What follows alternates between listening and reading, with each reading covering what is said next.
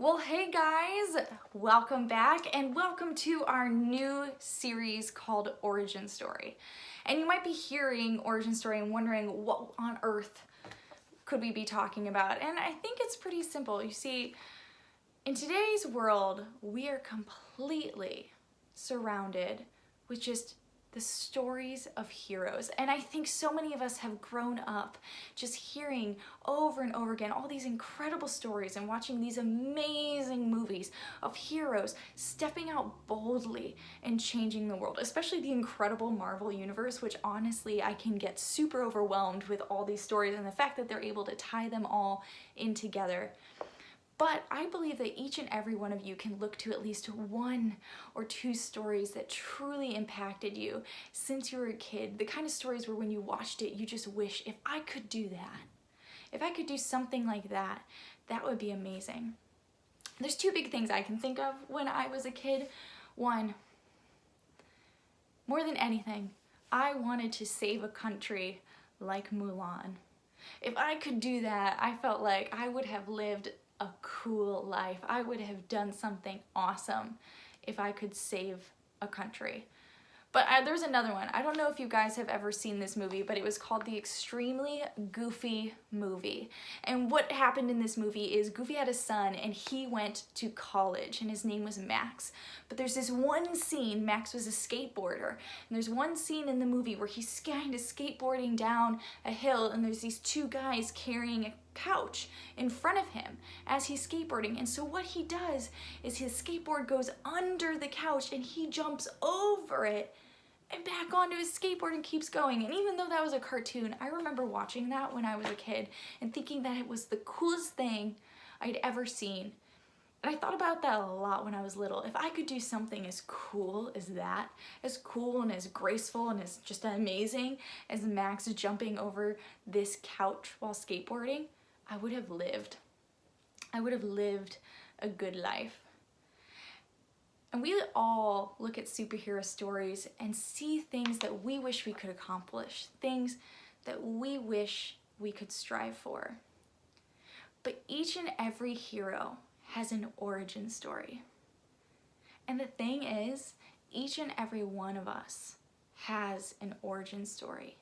We all have something that defines who we are, that motivates us to move forward and to do something with our lives, do something with our talents, to do something with our interests. And so I want us to be spending time over the next few weeks looking at what makes us who we are.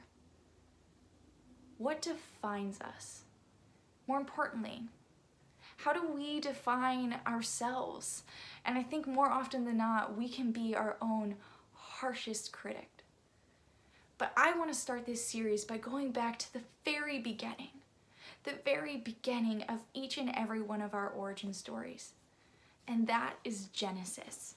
In Genesis 1:26 through 27, which says this: Then God said, "Let us make mankind in our image, in our likeness, so that they may rule over the fish in the sea and the birds in the sky, over the livestock and all the wild animals, and over all the creatures that move along the ground." So God created mankind in his own image. In the image of God, he created them. Male and female, he created them. What I think is important for us to know when we read that verse is each and every one of us was made in the image of God. We were made in the image of our creative, brave, bold, just incredible Creator. We were made in his image, and that means we have the ability and opportunity to be bold, to be creative, to move things forward, to bring change, to love recklessly and drastically. We were made in his image. But that can seem daunting and that can seem overwhelming. What do we do with that?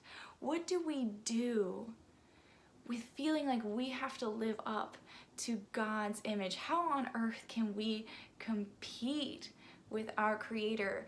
But luckily, I think he sent us Jesus.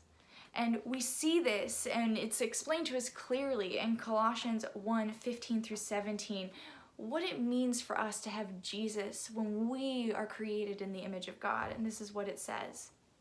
The Son is the image of the invisible God, the firstborn over all creation. For in him all things were created, things in heaven and on earth, visible and invisible, whether thrones or powers or rulers or authorities, all things have been created through him and for him. He is before all things, and in him all things hold together. What these verses are telling us is, yes, we were created in the image of God, but Jesus is the perfect image of God. And we have this Bible that explains to us who he is and how he lived, and he challenges us on how we are supposed to live in God's image, how we're supposed to pursue who God made us to be. Jesus gives us a perfect example of what that looks like, and Jesus lived boldly. Jesus lived with trust and confidence and grace, but he also was fearless. Even when he was scared, he lived this perfect image of what it looked like to embrace exactly who God made you to be. And I think we can be so terrified of the idea of who we've been made to be. And I think the reason we can be so scared of that is because we spend so much more time defining who we are and who we're supposed to be on the expectations and perceptions of others. We define who we are on what might make our friends like us, what might make our peers accept us, what might make our parents proud of us, what might make colleges admit us. So we define ourselves on so many different things within the earth, instead of defining ourselves on who God made us to be, instead of defining ourselves and embracing our imperfections, but also our strengths and our passions and what God has uniquely gifted us to do here on earth. Because God has a plan and a purpose for each and every one of us, and the first way to discover it is to first discover ourselves. To first take the time to be aware of what drives you, what motivates you, what gives you passion, what gives you purpose, what on this earth can you not stand to stay the same? What here on this earth has God placed in your heart to do something about and to change? And when we start to answer those questions and pay attention to those things, we actually start to define ourselves in the way that God made us, not in the way that others expect us to be.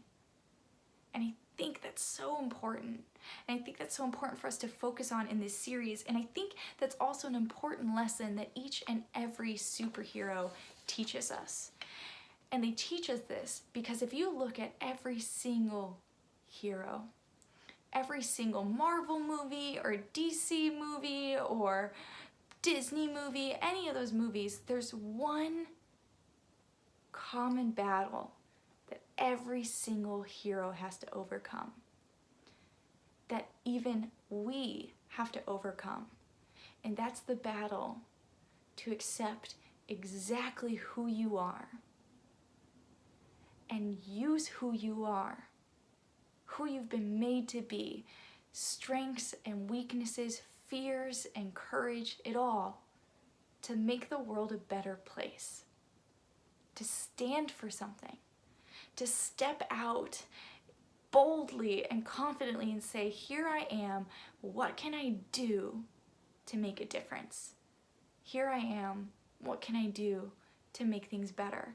And that doesn't mean knowing the answers, but it means trusting in who you are, recognizing the giftings you have, and understanding that you were made in God's image, and God deeply desires us to pursue love, to pursue what's good, to pursue what's righteous, to make this world a better place.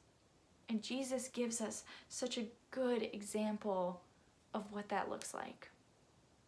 But there's 3 things I want you to understand.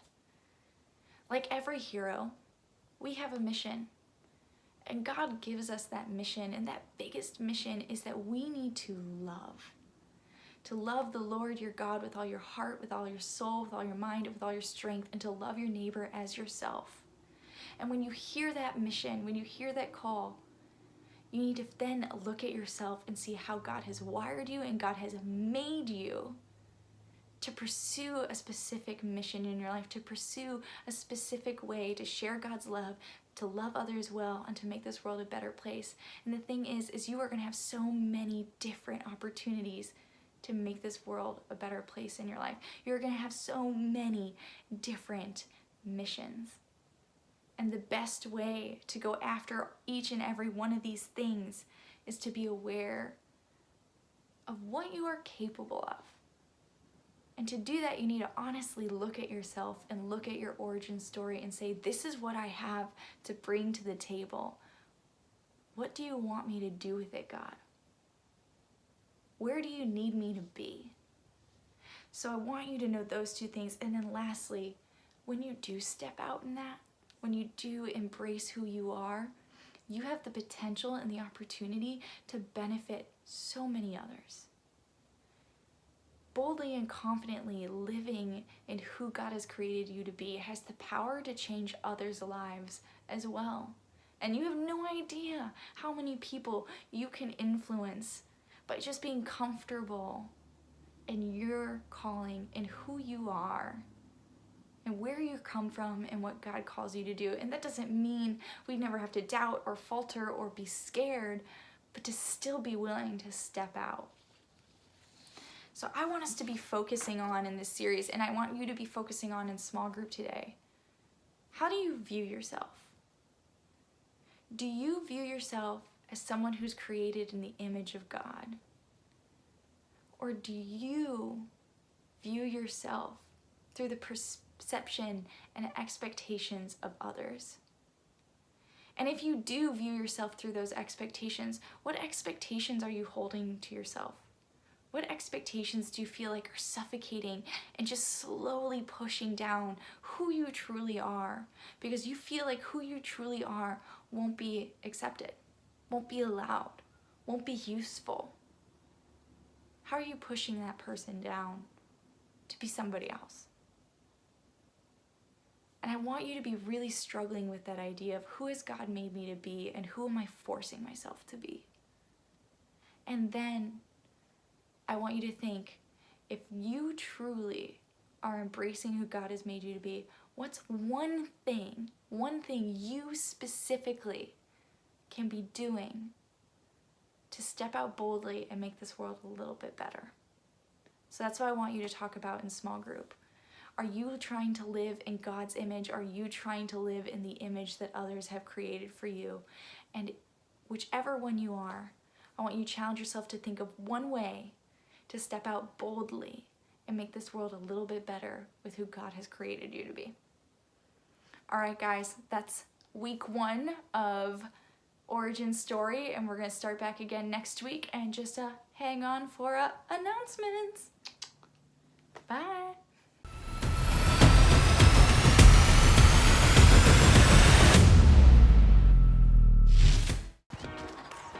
It's time for Roni and Chip to announcements!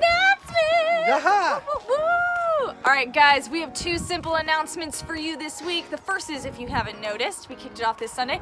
We are now streaming and doing small groups through what, Dad? Zoom! That is correct. And so that means small groups will be happening through one Zoom link every week. And before that, we will be airing our teach at 1 p.m. on YouTube. You guys need to go there before 1 p.m., watch it on YouTube, join us in the live chat, and then join us for small groups afterwards. And now our final announcement is that we have received some of your TikTok videos, and we have started to learn these dances. And let me tell you, I don't know about learn. They're not easy. My idea of which direction to turn is very different than his, and so please keep submitting your videos. We are learning these dances, and we will have a TikTok video for you by next week. Sounds great. Sounds My legs are burning. Woo, woo, woo. All right, guys, that was Roni and Chip. Do announcements. Signing off. Pew, pew, pew.